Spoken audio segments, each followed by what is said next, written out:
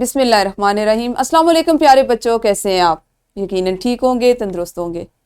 پیارے بچوں، جیسا کہ آپ جانتے ہیں ہم پڑھ رہے ہیں اپنی اردو، اور جماعت ہے ہماری چہارم، یعنی اردو جماعت چہارم کو ہم پڑھ رہے ہیں، اور اس میں ہم نے اپنے اب جس نئے سبق کا آغاز کر رہے ہیں اس کا عنوان ہے ٹیپو سلطان۔ آپ کی درسی کتاب کا یہ سبق نمبر 4 ہے، اور ہم اس میں شامل مکمل طور پر جو حاصلات تعلم ہیں ان کو ایک دفعہ دیکھ لیتے ہیں۔ آپ اس سبق میں مجموعی طور پر 10 حاصلات تعلم کے متعلق پڑھیں گے، سیکھیں گے، اور مختلف سرگرمیاں ہمیشہ کی طرح سے کریں گے، ان سے فائدہ اٹھائیں گے۔ پیارے بچوں، سب سے پہلے ہم ہمیشہ کی طرح دیکھیں گے اپنا اسلامی نقطہ نظر کہ ہمارا اسلامی پہلو کیا ہے۔ رسول اللہ صلی اللہ علیہ وآلہ وسلم نے فرمایا، لوگوں میں اللہ کے نزدیک سب سے بہتر وہ شخص ہے جو سلام میں سبقت کرے، یعنی سلام میں پہل کرے۔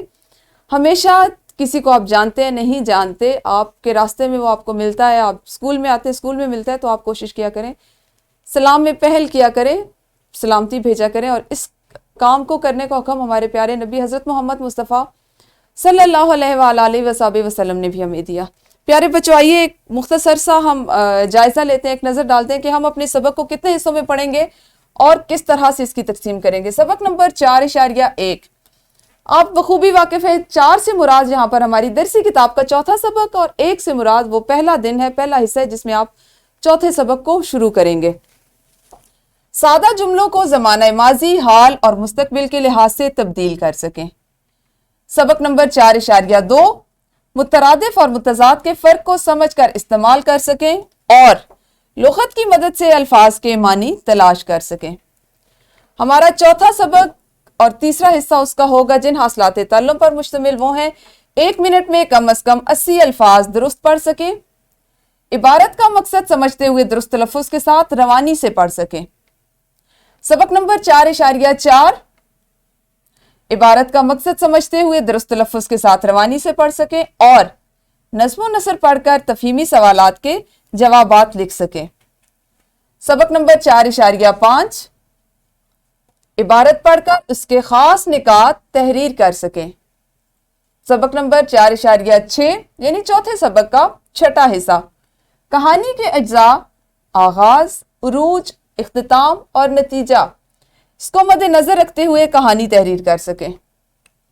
سبق نمبر 4.7 ہوگا تقریر کے مراحل، جس میں آغاز، عروج، اختتام کا خیال رکھ سکیں۔ سبق نمبر 4.8 یعنی چوتھے سبق کا 8واں حصہ، اور اس میں شامل ہمارے حاصلات تعلم ہوں گے ذرائع ابلاغ سے نظمیں، گیت اور واقعات وغیرہ سن کر دوسروں کو سنا سکیں۔